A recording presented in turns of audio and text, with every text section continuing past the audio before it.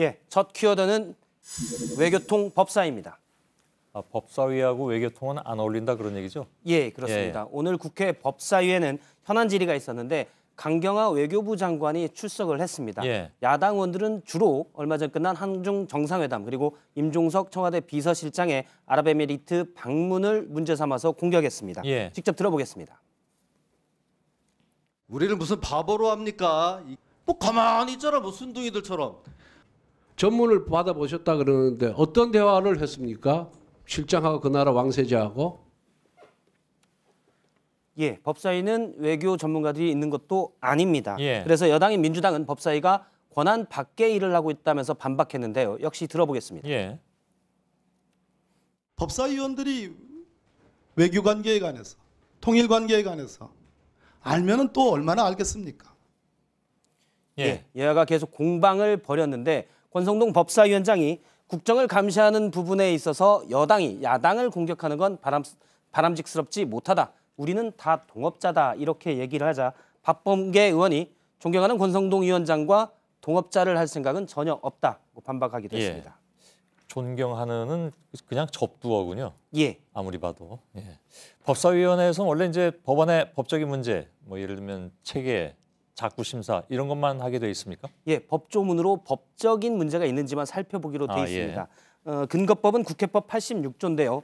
법률안을 각 상임위에서 심사를 마치거나 위반한 때에는 법사위의 회부에 체계와 자구에 대한 심사를 거쳐야 한다. 이렇게 돼 있습니다. 그렇게 나와 있군요. 예, 그렇습니다. 그런데 법사위원들이 개별적으로 법을 다시 평가하며 다시 판단해서 뭐 잡아놓기도 하고 그래서 상원 아니냐, 월권이다 이런 지적이 꾸준히 있어 왔습니다.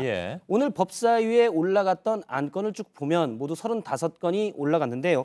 외교부 관련 건은 딱 하나입니다. 외무공무원법 일부 개정 법률안인데 외무공무원을 어떻게 선발할 거냐에 대한 법안입니다.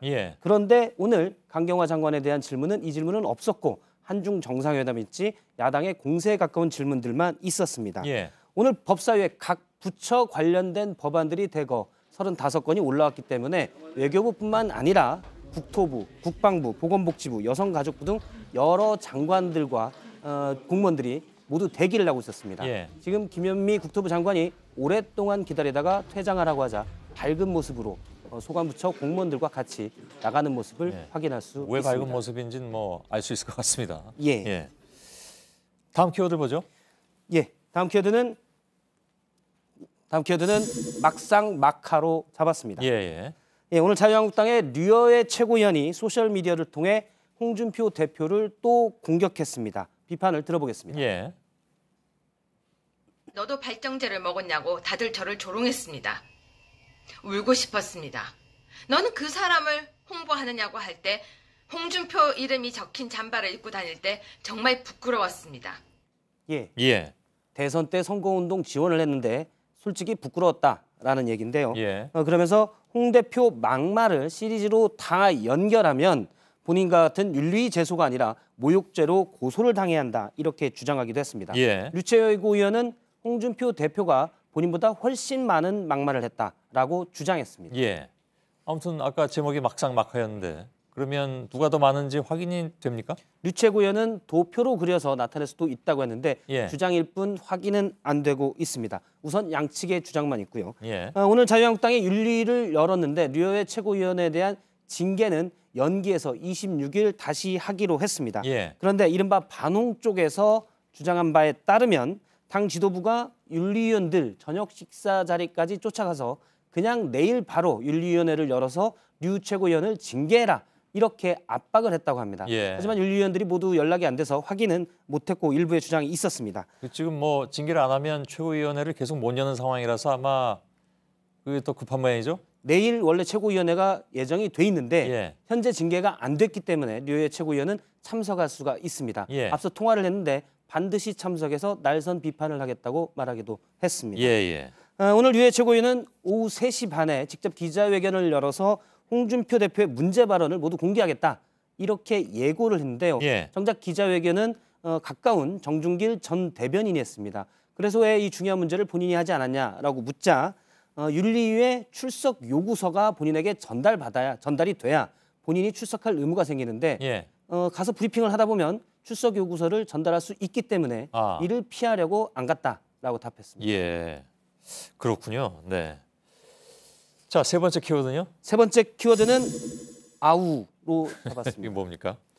예, 감탄사인데요. 오늘 삼성 이재용 부회장의 재판에 최순실 씨가 증인으로 출석했습니다. 예. 특검은 최 씨가 대통령을 움직여서 삼성이 최 씨에게 말을 사주도록 했다 이렇게 주장을 했고 최 씨는 그건 아니다. 삼성이 자체 승마단 사업을 하면서 정유라가 거기에 끼었을 뿐이다라는 논지로 반박을 했습니다. 지난번 검찰에 구형이 있을 때 25년형 구형받을 때 절규를 외쳤던 최 씨가 오늘은 좀 짜증이 섞인 모습으로 말하기도 했습니다. 몇 가지 발언들을 살펴보면 삼성과 그랑프리급 마피를 구입해주려고 약속을 했냐라고 특검이 묻자 아니다. 그런 게 아니다면서 독일 한번 갔다 오든지 말을 좀 연구한 검사님이 나오시든지 해라라고 반박을 하기도 했고요. 그리고 특검이 안종범 수첩의 박원호 전무가 승마협회 박원호 전무가 승마를 좌지우지한다고 박 전 대통령에게 들었다고 안 전 수석이 주장을 했다라고 특검이 얘기하자 이때 아우라고 하면서 짜증을 냈습니다. 부인하는 건데요. 아우는 그러니까 짜증의 목소리였군요. 알겠습니다. 오늘 최 씨는 아예 특검을 가르치거나 전반적으로 재판을 좀 리드 끌고 가는 느낌도 있었습니다. 특검에서 최 씨가 계속 정유라가 탈 말을 삼성이 지원한 것은 아니다라고 주장을 하자 마지막으로 정유라가 탈 말이 아니다라고 묻자 웃으면서 거기까지 하겠다라고 답하기도 했고요. 박근혜 전 대통령과 차명 통화를 200여 차례 한 거가 나오면서 무슨 통화를 그렇게 많이 했냐라고 묻자 그것까진 기억을 못하고 물어보는 게 실례다라고 답하기도 했습니다. 이 최 씨는 이전에도 윤석열 서울중앙지검장을 향해 그러시면 안 된다라고 하면서 어떻게 보면 재판을 사실상 평론하듯이 임하기도 했는데요. 오늘도 사실상 재판을 계속 주도하자 판사가 오늘 이 자리는 증인이 궁금한 걸 묻고 듣는 자리가 아니다라고 질책하기도 했습니다. 어찌 보면 뭐 진행자 역할을 한 것 같은 그런 느낌이 들기도 합니다. 알겠습니다. 박성태 기자였습니다.